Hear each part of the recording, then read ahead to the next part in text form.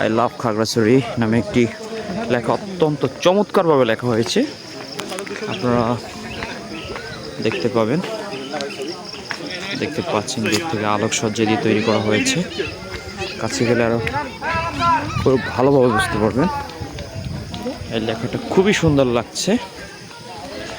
হ্যাঁ, আপনাদের এদের সুন্দর লাগবে আশা করি। সুন্দর সবসময় সুন্দর, সুন্দর কারোর জন্য অসুন্দর নয়।